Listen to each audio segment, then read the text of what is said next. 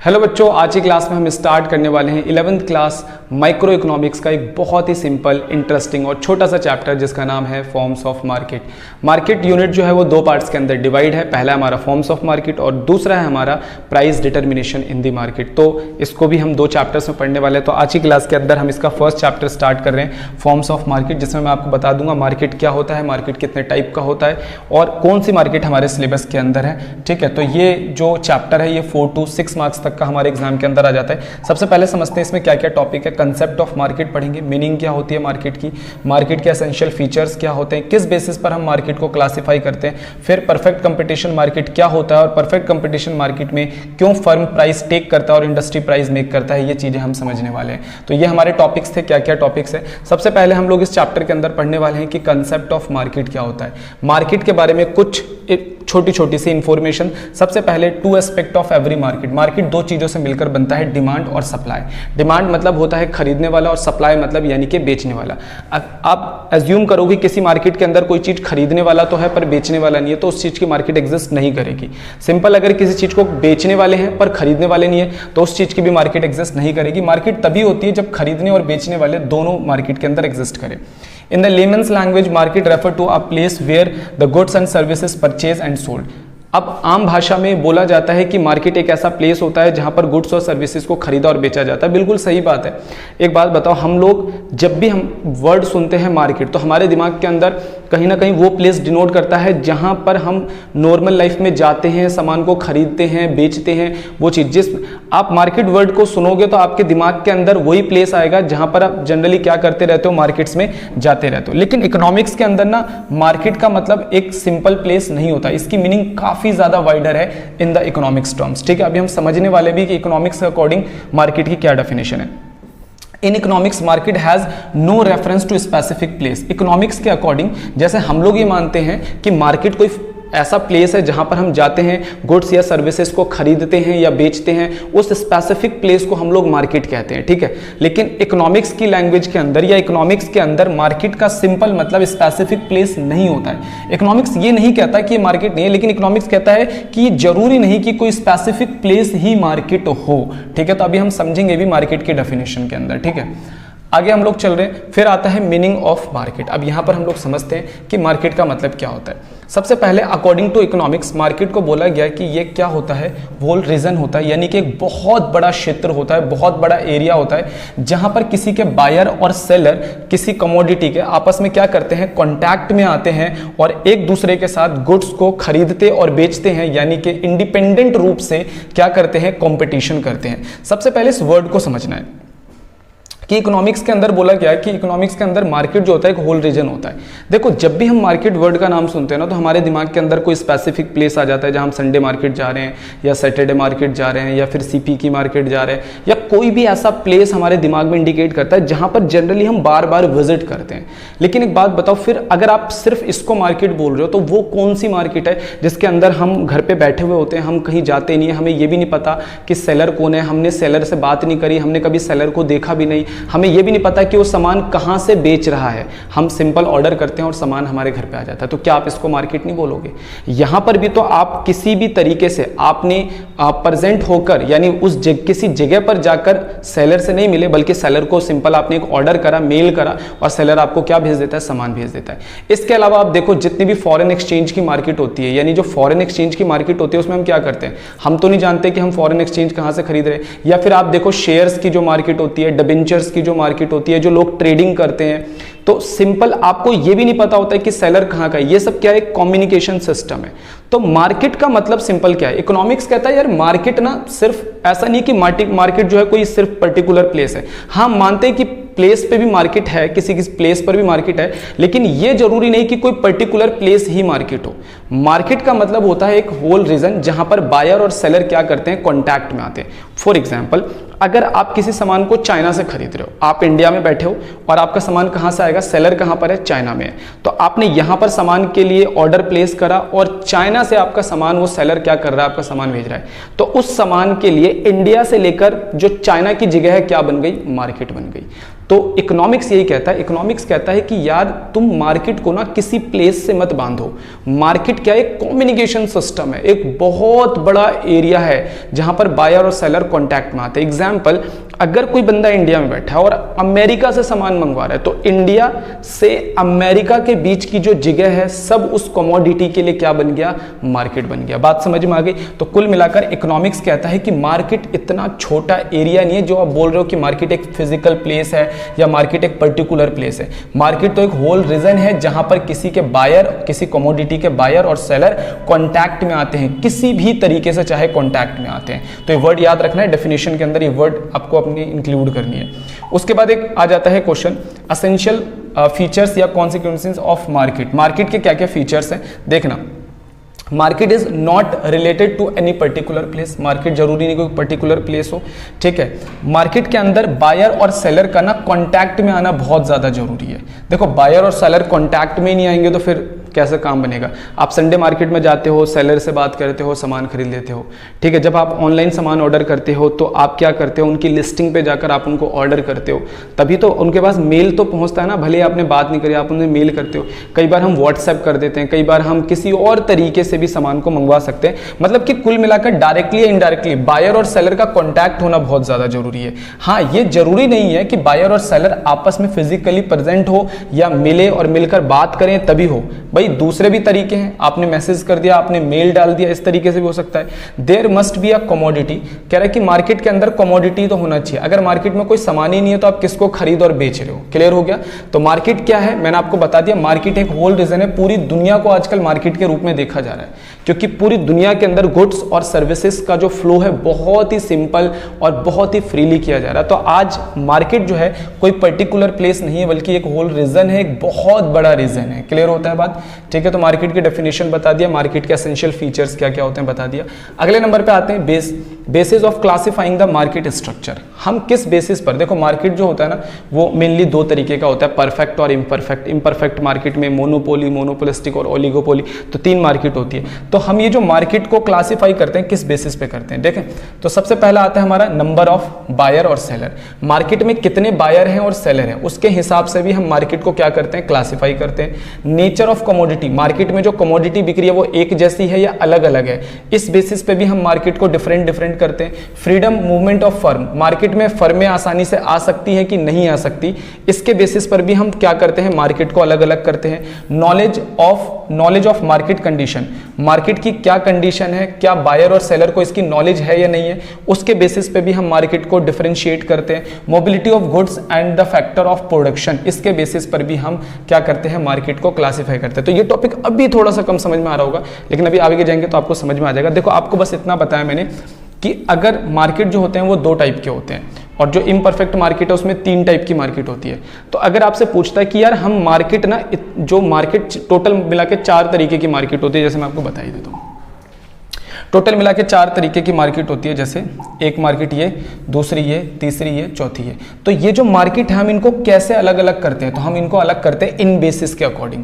Buyer और seller कितने हैं मार्केट में कमोडिटी का नेचर कैसा है, मूवमेंट कैसा है फर्मों का, नॉलेज है या नहीं है, mobility of goods and factor of production, इसके बेसिस पर हम मार्केट को क्या करते हैं? क्लासीफाई करते हैं। तो ये हमारा क्वेश्चन था, ठीक है। उसके बाद आ जाते हैं स्ट्रक्चर ऑफ मार्केट। मार्केट कितने तरीके का होता है? मार्केट होता है दो तरीके का, perfect competition, imperfect competition. Imperfect में तीन होते हैं हमारे, मोनोपोली, मोनोपोलिस्टिक और ओलिगोपोली। क्लियर हो गया? तो परफेक्ट कंपटीशन क्या होता है, यही बस हमारे सिलेबस के अंदर है। अदरवाइज मोनोपोली जिसके अंदर एक सिंगल सेलर होता है, जैसे BSES आपने देखा होगा कि सिंगल इंडिया के अंदर, दिल्ली के अंदर क्या करता है? बिजली सप्लाई। मोनोपोली का मतलब किसी सामान को बेचने वाला जब एक ही सेलर हो मार्केट के अंदर।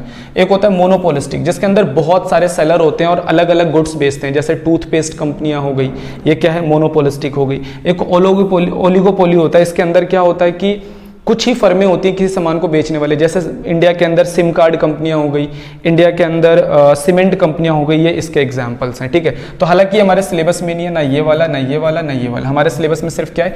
Perfect competition. तो हम सिर्फ परफेक्ट कंपटीशन ही पढ़ने वाले हैं, ठीक है। तो आइए स्टार्ट करते हैं। सबसे पहले परफेक्ट कंपटीशन का मतलब क्या होता है, ठीक है। तो यही हमारे सिलेबस के अंदर है। परफेक्ट कंपटीशन क्या है, इसमें प्राइस कैसे डिटरमाइन किया जाता है और इसके फीचर्स क्या क्या है, तो ये पूरा हमारे सिलेबस में। सबसे पहले परफेक्ट कंपटीशन मार्केट क्या होता है। देखो, परफेक्ट कंपटीशन मार्केट ना एक ऐसी मार्केट होती है जिसके अंदर इतने सारे सेलर होते हैं कि आप उनको गिन भी नहीं सकते, और इतने सारे बायर होते हैं कि आप उनको गिन भी नहीं सकते, और हर सेलर ना बिल्कुल आइडेंटिकल प्रोडक्ट बेचता है, मतलब एक जैसा ही प्रोडक्ट बेचता है।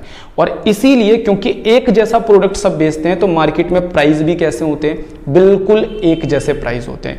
इस मार्केट में कोई भी फर्म कभी भी मार्केट में आ सकती है और कभी भी मार्केट को छोड़कर जा सकती है। ठीक है, कुछ एग्जाम्पल देता हूं तभी आपको बात समझ में आएगी। ठीक है, देखो समझने की कोशिश करना। जैसे आप लोगों ने कभी गाड़ी में पेट्रोल तो डलवाया होगा, ठीक है। तो जब हम पेट्रोल पंप पे जाते हैं तो इंडिया के अंदर बहुत सारे पेट्रोल पंप है, जैसे इंडियन पेट्रोलियम है, एचपी हो गया, भारत का हो गया, तो कई सारे पेट्रोल पंप आप देखते हो, रास्ते में जाते हुए तो आपको पेट्रोल पंप दिखाई देते होंगे। तो आपने देखा होगा कि ये जितने भी पेट्रोल पंप वाले हैं ना, सबका प्राइस बिल्कुल एक जैसा होता है। पता है क्यों? क्योंकि पेट्रोल भी थोड़ी ना डिफरेंट डिफरेंट होता है, आ तो एक ही जगह से रहा है। अब फर्में कई सारी हैं और वो क्या करती हैं, एक जगह पर लाती हैं पेट्रोल को और फिर बेचती हैं। ठीक है, अलग अलग फर्में बेचती हैं लेकिन सबका प्राइस बिल्कुल कैसा होता है, एक जैसा। क्योंकि ये जितनी भी पेट्रोल बेचने वाली फर्म है, इनको जोड़ दिया जाता है तो इन्हें बोला जाता है इंडस्ट्री। इंडस्ट्री क्या करता है, प्राइस को तय करता है। पेट्रोल का आपने सुना होगा कि पेट्रोल का जब रेट बढ़ता है तो भारत वाला भी उतने पे ही बेच रहा है, एचपी वाला भी उतने पे बेच रहा है, सारी फर्म वाले उतने पे ही बेचते हैं। क्योंकि पेट्रोल की जितनी भी कंपनियां हैं वो सब मिलाकर क्या बनती है, इसकी इंडस्ट्री, और इंडस्ट्री रेट को तय करती है और सारे पेट्रोल पंप वाले क्या करते हैं, फिर उसी रेट पर क्या करते हैं, मार्केट में सामान को बेचते हैं। समझ में आया? तो ये जो पेट्रोल पंप है पूरा परफेक्ट एग्जांपल है किसका, परफेक्ट कंपटीशन मार्केट का। ठीक है, इसी तरीके से एक और एग्जांपल देता हूं, रसोई गैस का एग्जांपल देखो। रसोई गैस में जैसे भारत का आता है, इंडियन का आता है, एचपी का आता है। तो भाई सारे रसोई गैस का जो सिलेंडर है वो बिल्कुल सेम रेट पे आता है, क्योंकि इनकी एक इंडस्ट्री होती है। जितनी भी ये रसोई गैस बेचने वाली कंपनियां हैं, इनको जोड़ दिया जाए तो इनकी बनती है इंडस्ट्री। इंडस्ट्री रेट तय करता है कि भाई 1100, 1000 या 1050, तो सब उसी रेट पर फिर क्या करते हैं, बेचते हैं। और सबका गैस कैसा होता है, एक जैसा, क्वालिटी में एक जैसा, नेचर में एक जैसा, हर चीज में एक जैसा। क्लियर है? इसी तरीके से हम लोग बात करते हैं शुगर केन की। शुगर केन यानी जैसे जो एग्रीकल्चर प्रोडक्ट है ना, वो भी इसी के अंदर आते हैं। शुगर केन क्या है, देखो बहुत सारे फार्मर्स जैसे गन्ना उगाते हैं और मार्केट में जाते हैं तो गन्ना बिल्कुल किस रेट पे बिकता है, एक ही रेट पे बिकता है। सबका गन्ना होता भी एक जैसा है। तो अगर आप देखोगे तो परफेक्ट कंपटीशन मार्केट आपको कहाँ दिखेगा, परफेक्ट कंपटीशन मार्केट जनरली आपको दिखता है नेचुरल प्रोडक्ट्स के अंदर। ठीक है, जितने भी नेचुरल प्रोडक्ट्स हैं उनके अंदर आपको क्या दिखेगा, परफेक्ट कंपटीशन मार्केट दिखेगा। इसके अलावा एग्रीकल्चर प्रोडक्ट्स में आपको क्या दिखेगा, परफेक्ट कंपटीशन मार्केट। ठीक है, आइए जरा समझते हैं परफेक्ट कंपटीशन मार्केट क्या है। कह रहा है कि यहाँ पर large number of buyer and seller होते हैं, बहुत सारे खरीदने वाले, बहुत सारे बेचने वाले। यार पेट्रोल पंप देखो, कितने सारे पेट्रोल पंप है, ठीक है, बेचने वाले इतने सारे हैं। अगर एक पे खत्म हो गया, थोड़ा सा 1 किलोमीटर आगे जाओ, अगला पेट्रोल पंप आ जाता है, सेम रेट है, रेट में भी कोई डिफरेंस नहीं है। तो यहाँ पर बेचने वाले भी बहुत सारे हैं और खरीदने वाले भी बहुत सारे हैं। प्रोडक्ट कैसा होता है, होमोजीनियस, यानी कि यहाँ जो प्रोडक्ट बिकता है वो देखने में, कलर में, साइज में, हर चीज में एक जैसा होता है। क्लियर हो गया? हाँ, ठीक है। और कोई भी इंडिविजुअल, चाहे वो बायर हो या सेलर हो, कोई भी प्राइस को कंट्रोल नहीं कर सकता। बात समझ में आती है? दुनिया भर के पेट्रोल पंप है, ठीक है। अगर एक पेट्रोल पंप वाला बोलता है जी मैं नहीं बेचता पेट्रोल, ठीक है, तो उसके बंद होने से क्या पेट्रोल नहीं मिलेगा, कहीं से ही भरवा लेंगे। दूसरा, अगर कोई पेट्रोल पंप वाला बोलता है जी मैं तो ज़्यादा प्राइस में बेचूंगा, तो फिर तू बेचता रहे, कोई भी नहीं खरीदेगा। 1 रुपये भी बढ़ाएगा ना तो कोई नहीं खरीदेगा, क्योंकि लोगों के पास बहुत सारे ऑप्शंस हैं। तो यहाँ पर ना तो कोई खरीदने वाला, अगर कोई खरीदने वाला ना खरीदे तो मार्केट को कोई फर्क नहीं पड़ेगा, और बेचने वाला ना बेचे तो भी मार्केट को कोई फर्क नहीं पड़ेगा, क्योंकि खरीदने और बेचने वाले अनलिमिटेड लोग हैं यहाँ पर। बात समझ में आ गई? तो डेफिनेशन याद रखना, डेफिनेशन के अंदर से यहाँ पर कितने सारे तो फीचर्स हमारे क्लियर हो जाएंगे। ठीक है, अब हम समझने वाले हैं features of perfect competition market. Perfect competition market के क्या क्या फीचर्स होते हैं। आपने डेफिनेशन समझ लिया तो आपको आधी चीजें तो वैसे ही समझ में आ जाएंगी। देखो, पहला, लार्ज नंबर ऑफ फर्म यानी सेलर। इस मार्केट के अंदर बेचने वाले बहुत सारे लोग होते हैं। जैसे पेट्रोल पंप का एग्जाम्पल ले लो, जैसे आप सब्जी वालों का एग्जाम्पल ले सकते हो, जैसे आप रसोई गैस का एग्जाम्पल ले सकते हो। इतने सारे बेचने वाले होते हैं ना कि अगर एक नहीं भी बेचेगा ना तो हमारे को कोई फर्क नहीं पड़ता है। ठीक है, तो इतने सारे सेलर हैं कि कोई भी सेलर अपने बिहेवियर से मार्केट की सप्लाई को इफेक्ट नहीं कर सकता, और जब वो मार्केट की सप्लाई को इफेक्ट नहीं कर सकता तो मार्केट के प्राइस को भी इफेक्ट नहीं कर सकता। तो ये बात यहाँ पे लिखिए। फिर बोला गया इस मार्केट के अंदर लार्ज नंबर ऑफ बायर होते हैं। इस मार्केट में इतने सारे खरीदने वाले होते हैं कि अगर कोई एक बंदा ना खरीदे तो मार्केट की डिमांड को कोई फर्क नहीं पड़ेगा, और जब वो मार्केट की डिमांड को इफेक्ट नहीं कर सकता तो मार्केट के प्राइस को भी इफेक्ट नहीं कर सकता। इन शॉर्ट बोल रहा हूँ कि अगर मार्केट में बहुत सारे सेलर हैं तो मार्केट की सप्लाई को कोई इफेक्ट नहीं कर सकता। एक सेलर बोलता है मैं नहीं बेचूंगा, नहीं बेचेगा, कोई नहीं, दुनिया भर के सेलर है, कोई भी बेचेगा फिर, ठीक है। इसमें बहुत सारे बायर हैं, अगर कोई एक बंदा नहीं खरीदेगा तो इससे क्या फर्क पड़ेगा। तो बहुत सारे सेलर हैं, कोई सप्लाई को इफेक्ट नहीं कर सकता, प्राइस को इफेक्ट नहीं कर सकता। बहुत सारे बायर हैं, कोई डिमांड को इफेक्ट नहीं कर सकता, कोई प्राइस को इफेक्ट नहीं कर सकता। इस मार्केट के अंदर जो बिकने वाले प्रोडक्ट होते हैं वो होमोजीनियस नेचर के होते हैं, यानी कि काफ़ी आइडेंटिकल होते हैं, साइज में, शेप में, क्वालिटी में, कलर में। अगर प्रोडक्ट 100% आइडेंटिकल है तो जाहिर सी बात है कि प्रोडक्ट हर जगह पर कैसा बिकेगा, एक सेम रेट पर बिकेगा, ठीक है। पेट्रोल हर जगह का सेम है यार, तो यहाँ पर भी जितने रुपए बिकेगा अगले वाले पेट्रोल पंप पे जाओगे वहाँ भी उतने रुपए ही आपको मिलने वाला है, ठीक है। तो जब कोई प्रोडक्ट 100% आइडेंटिकल है तो वो एक जैसे रेट पर ही मार्केट के अंदर बिकता है, और कोई भी सेलर ना तो ज़्यादा रेट लेने के लिए तैयार होगा, ना ही कोई बायर ज़्यादा रेट देने के लिए तैयार होगा। उसके बाद आ जाता है परफेक्ट नॉलेज। परफेक्ट नॉलेज का मतलब ये है कि हम परफेक्ट कंपटीशन मार्केट में ये मानते हैं कि सामान को बेचने वाला बोले तो सेलर और सामान को खरीदने वाला बोले तो बायर, दोनों को कमोडिटी की परफेक्ट नॉलेज है। यानी कि वो कलर के बारे में, कमोडिटी के कलर के बारे में, साइज के बारे में, क्वांटिटी के बारे में, क्वालिटी के बारे में, हर चीज से अवेयर है बायर और सेलर। तो अगर सेलर हर चीज जानता है कि ये सामान कितने का है और क्या इसकी क्वालिटी है, और बायर भी ये चीज जानता है, ना तो सेलर ज्यादा कीमत लेने की कोशिश करेगा और ना ही बायर उसे ज्यादा कीमत देने की कोशिश करेगा। पेट्रोल पंप पे जितनी भी गाड़ी वाले आते हैं यार, सबको पता होता है सामने रेट लिखा हुआ है, यही रेट चल रहा है, क्योंकि वो अवेयर है ना। अगर कोई पेट्रोल पंप पे गाड़ी वाला आया और सबको 100 रुपए पेट्रोल दे रहा है और वो बोलेगा भैया आपके 105 बने 1 लीटर के, तो वो देने के लिए तैयार नहीं होगा भाई, क्योंकि उसे परफेक्ट नॉलेज है, ठीक है। तो परफेक्ट नॉलेज का मतलब यहाँ पर बायर और सेलर दोनों फुल अवेयर होते हैं प्राइस को लेकर, इसीलिए मार्केट में सिंगल प्राइस क्या करता है, राज करता है। उसके बाद आ जाता है free entry and exit of firm. इस मार्केट के अंदर कोई भी फर्म मार्केट में कभी भी आ सकती है और कभी भी मार्केट को छोड़ के जा सकती है। अब देखो इसका असर क्या होगा, मैं एक छोटे से एग्जांपल से आपको समझाने की कोशिश करता हूँ। यहाँ पर 3 फिश वाले हैं जो कि फिश बेच रहे हैं मार्केट में। ये फिश बेच रहा है कितने रुपए, 100 रुपए, ये भी कितने रुपए बेच रहा है, 100 रुपए, और ये बेच रहा है कितने रुपए, 90 रुपीज़। अब क्या होगा कि तीनों का फिश तो एक ही जैसा है, फिश में क्या डिफरेंस होगा। तो अब होगा क्या कि सारे जो कस्टमर होंगे इसकी तरफ जाकर शिफ्ट हो जाएंगे, मजबूरन इनको भी प्राइस कितने रुपए करना पड़ेगा, 90 रुपए करना पड़ेगा। इसका मतलब यह है कि इस मार्केट के अंदर पहली बात तो कोई ज्यादा प्राइस चार्ज नहीं कर सकता। एक बात तो आपको समझ में आ गई होगी, क्लियर होता है। अब क्या हुआ, इन तीनों ने ना एक ग्रुप बनाया और ग्रुप बनाकर क्या बोला, यार हम ना प्राइस को 100 रुपए कर देते हैं। कितना कर देते हैं, 100 रुपए। तो इन तीनों ने प्राइस को कितने रुपए कर दिया, 100 रुपए कर दिया। कितना रुपए कर दिया, 100 रुपए। और ये 100 रुपए जो है मतलब कि ज्यादा प्रॉफिट है एक तरीके से देखा जाए। तो ये जो सेलर है ये मार्केट में बाहर से बैठकर देख रहा है कि यार ये क्या चल रहा है। अब ये मार्केट में आता है, ये भी अपनी स्टॉल यहाँ पे लगा देता है और ये मार्केट में क्या बोलता है, मैं कितने में बेचूंगा, 90 रुपए। बताओ हो गई ना दिक्कत। इसका मतलब ये है कि इस मार्केट के अंदर सबसे पहली बात, कोई भी बायर, कोई भी सेलर ज्यादा प्राइस ले नहीं सकता, ठीक है, क्योंकि बहुत सारी कंपटीशन वाली फर्में हैं, ठीक है, और सबको एक जैसा ही प्राइस रखना पड़ेगा। और हाँ, अगर सारी फर्मों ने मिलकर प्राइस ज्यादा तय कर दिया तो मार्केट में प्रॉफिट बढ़ जाता है, और उस प्रॉफिट को देखकर बहुत सारी नई फर्में मार्केट में एंटर करेगी जो प्राइस को गिराएगी।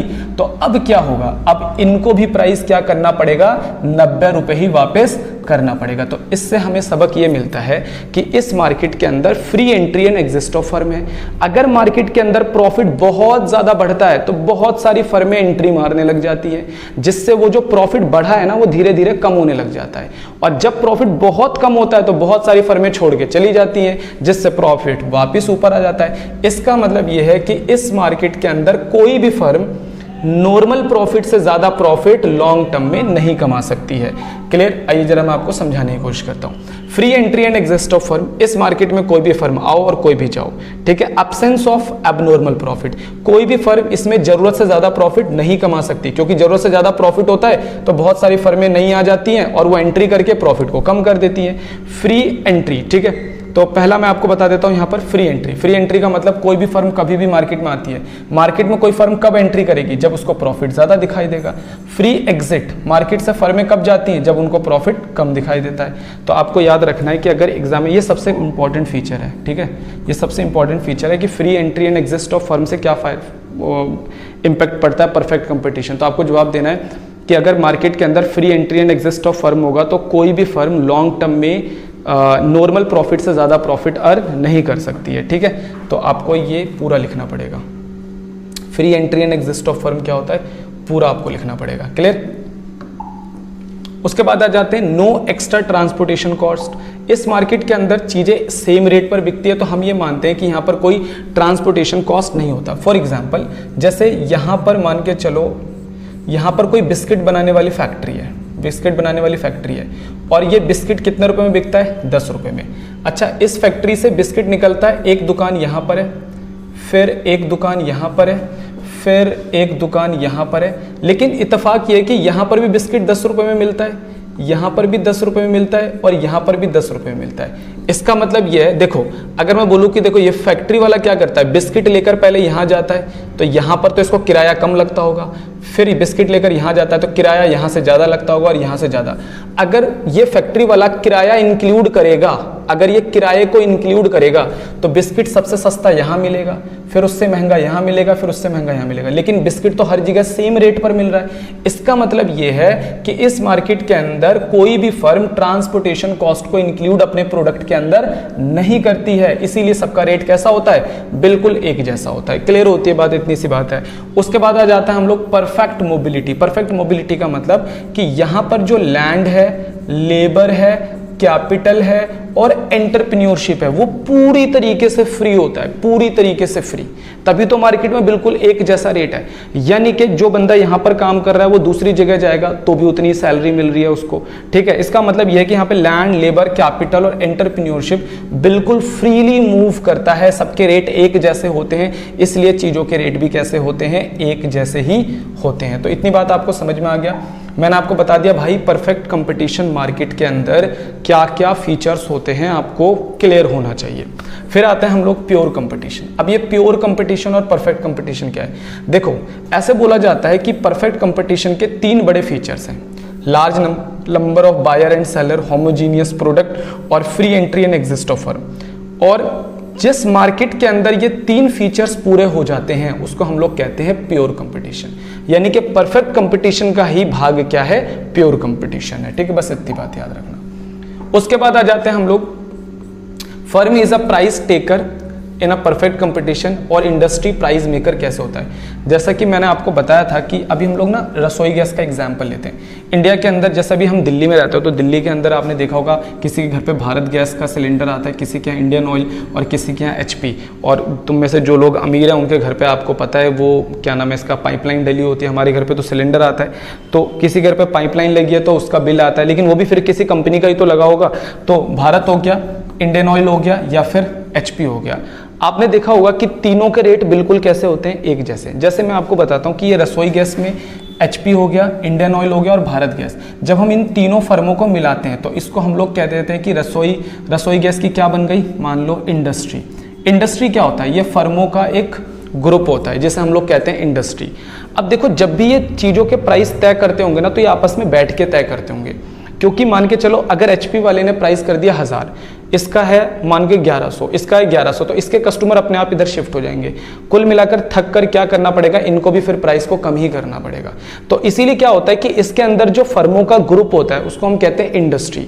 यहां पर इंडस्ट्री प्राइस को तय करता है, तीनों मिलकर प्राइस तय कर देंगे। जैसे 1100 हो गया, अब 1100 पे ये भी बेचेगा, ये भी बेचेगा, ये भी बेचेगा। क्लियर हो गया? तो यहां पर प्राइस जो है वो कौन तय करता है इस मार्केट में? इंडस्ट्री।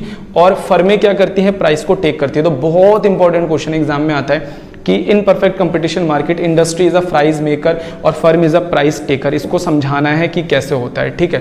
तो यहाँ पर लिखा है कि प्राइस टेकर होता है इन द परफेक्ट कंपटीशन, कौन? फर्म। फर्म किस तरीके से प्राइस टेकर होता है समझाइए। सबसे पहले प्राइस टेकर का मतलब क्या होता है? Individual firm has no option but to sell the price determined by the industry. कह रहा है कि इस मार्केट में जो इंडिविजुअल फर्म होती है उनके पास कोई ऑप्शन नहीं होता कि वो अपनी कीमत खुद तय करे, बल्कि इंडस्ट्री से जो कीमत तय होकर आती है उस पर वो चीजों को बेचते हैं। In the perfect competition firm can not affect the supply and the demand in the market. कह रहा है कि इसमें फर्मों के पास इतनी ताकत नहीं होती कि वो मार्केट के अंदर की सप्लाई को क्या कर दे, इफेक्ट कर दे या डिमांड को इफेक्ट कर दे। Firm is a price taker, industry is the price maker. इसलिए इस मार्केट के अंदर फर्मों को जो इंडस्ट्री प्राइस तय करके देती है उसी पर सामान को बेचना पड़ता है। Each firm has to accept the price determined by the market. तो मार्केट में जो भी रेट चलता है हर फर्म को, अगर कोई मार्केट में नई फर्म भी आती है और वो रसोई गैस बेचना चाहती है तो उसको 1100 में ही बेचना पड़ेगा। उसके पास ऑप्शन नहीं है कि वो 1200 में बेच दे, क्योंकि पहले से बहुत सारे लोग बेच रहे हैं। Price is determine the point where the market demand and supplies intersection of the curve, जहां पर इनका कर्व इंटरसेक्शन करता है। अब सवाल ये होता है कि इंडस्ट्री कैसे प्राइस को तय करती है? इंडस्ट्री देखती है कि मार्केट के अंदर रसोई गैस का डिमांड कितना है और सप्लाई कितना है, उसके हिसाब से जहां पर डिमांड सप्लाई बराबर होता है वहीं पे रेट को क्या कर दिया जाता है, तय। तो अगर क्वेश्चन आ जाता है कि firm is a price taker in the perfect competition market, तो आपको भाई पहले ये लाइनें लिखनी पड़ेंगी सारी। लाइन लिखने के बाद आप बनाओगे फिर ये डायग्राम। ये डायग्राम के नंबर है मेन, ठीक है। मेन जो है इस डायग्राम के नंबर है। डायग्राम क्या है? देखो, सबसे पहले इंडस्ट्री और ये क्या है, फर्म। यहां पर आप डिमांड सप्लाई लिखोगे, यहां पे प्राइस लिखो। सिंपल सी बात है, एक कर्व बनाना है सप्लाई, ये सप्लाई है पॉजिटिव स्लोप वाला, और नेगेटिव स्लोप वाला क्या होता है, डिमांड। दोनों कहां पे बराबर है? इस ई पॉइंट पे बराबर है। मान लो यहां पर क्या लिख दिया, पी। मान लो ये प्राइस कितने रुपए है, 1100 रुपए, रसोई गैस का मान रहे हैं ना, 1100 रुपए पे डिमांड और सप्लाई दोनों क्या आ गया, बराबर। अब ये 1100 रुपए तय हो जाएगा मार्केट के अंदर, और 1100 रुपए किसको दे दिया जाएगा, एचपी वालों को, भारत वालों को, इंडियन ऑयल वालों को। लो भाई 1100 पे बेचो जितना बेचना है, चाहे वो जितना सामान बेचे, चाहे वो 10,000 सिलेंडर बेचे, चाहे 20,000 बेचे, चाहे 1 लाख बेचे, चाहे 5 लाख बेचे, उसको इसी रेट पर क्या करना होगा, तय। फिर आगे कभी रेट तय होगा, मान लो डिमांड सप्लाई में दिक्कत हुई, मान के चलो अचानक मार्केट में डिमांड और बढ़ गई, तो फिर रेट उसके हिसाब से चेंज होगा। रेट क्या होगा, उसके हिसाब से चेंज होगा, फिर नया रेट इनको मिलेगा, फिर नए रेट पर बेचेंगे। तो अभी हम अगले चैप्टर में यही सीखने वाले हैं कि अगर यार सब कुछ बैलेंस है और अचानक डिमांड और सप्लाई में चेंज आ जाए तो मार्केट अपने आप को कैसे बैलेंस करता है। क्लियर? तो ये चीज आपको ये बनाना पड़ेगा। क्लियर हो गया? तो ये हमारा डायग्राम है। उस डायग्राम के बाद यहाँ पर डायग्राम की ऑब्जर्वेशन है कि डिमांड कर्व को हमने डी से दिखाया, बस यही है। बस जैसा आपने बनाया वही लिख देना है। डिमांड कर्व को डी से दिखाया, सप्लाई कर्व को एस से दिखाया। सब कहाँ पर इंटरसेक्ट होता है, ई पॉइंट पर, ठीक है, जहां पर प्राइस क्या है, ओ से लेकर पी। तो प्राइस क्या है, ओ से लेकर पी। इस ओ से लेकर पी प्राइस को क्या करेगा, फर्में जो हैं वो एक्सेप्ट करेंगी और उस पर जितनी चाहे यूनिट्स को क्या कर सकती है, बेच सकती है। तो इस तरीके से जो आप अगर देखोगे तो जो ये क्या है, कितना सामान बेच रही है, तो इसका मतलब ये एक तरीके से डिमांड कर्व भी तो है। किसका डिमांड कर्व है, फर्मों का। जो इसमें डिमांड कर्व होता है, फर्मों का जो डिमांड कर्व होता है वो पैरेलल टू एक्स एक्सिस होता है। तो ये आगे आने वाला भी है, ठीक है। तो 6 नंबर का अगर क्वेश्चन आ गया एग्जाम के अंदर, अगर एग्जाम के अंदर 6 नंबर का क्वेश्चन आ जाता है कि फर्म किस तरीके से प्राइस टेकर होती है और इंडस्ट्री प्राइस मेकर होती है, तो आपको पूरा वो लिखना पड़ेगा। 6 नंबर के अंदर लाइनें लिखनी पड़ेंगी, फिर डायग्राम के बाद फिर नीचे ऑब्जर्वेशन ये लिखना पड़ेगा। अब आ जाते हैं हम लोग demand curve in the perfect competition market. Perfect competition market के अंदर जो डिमांड कर्व होता है वो कैसा बनता है। Demand curve under the perfect competition market. Perfect competition market के अंदर जो डिमांड कर्व होता है वो पैरेलल टू एक्स एक्सिस होता है। रीजन क्या बताया मैंने पैरेलल टू एक्स एक्सिस का, कि यहां पर प्राइस कौन तय करके देता है, इंडस्ट्री। अब इंडस्ट्री जो फर्म होती है इस पे चाहे 5 यूनिट बेचे, चाहे 10 यूनिट बेचे, चाहे 20 बेचे, चाहे 1000 बेचे, चाहे 1 लाख यूनिट बेचे, इनके लिए रेट हमेशा कैसा रहेगा, सेम। इसीलिए इस मार्केट के अंदर जो डिमांड कर्व बनता है वो पैरेलल टू एक्स एक्सिस बनता है। क्लियर होता है? एग्जाम के अंदर क्वेश्चन आता है कि परफेक्ट कंपटीशन का डिमांड कर्व कैसा बनता है, ठीक है, वो आपको बना के दिखाना है डिमांड कर्व कैसा बनता है। क्लियर? तो यहाँ पर ये लिखा हुआ है कि डिमांड कर्व कैसा बनेगा, पैरेलल टू एक्स एक्सिस बनेगा, ठीक है। तो ये बात याद रख लेना है। तो यहाँ पर जो है ना बच्चों हमारा चैप्टर खत्म हो जाता है। तो ये चैप्टर आपका 4 से 6 नंबर का आ सकता है। अगली क्लास के अंदर मैं आपको नया चैप्टर स्टार्ट करवाऊंगा जिसमें हम बताएंगे कि जो इंडस्ट्री प्राइस को तय करती है तो उसमें डिमांड और सप्लाई अगर मार्केट में चेंज होता है तो फिर वो अपने आप कैसे एडजस्ट हो जाता है और उससे प्राइस और डिमांड के ऊपर क्या इम्पैक्ट पड़ता है। ठीक है, तो मिलते हैं बच्चों अगली क्लास में।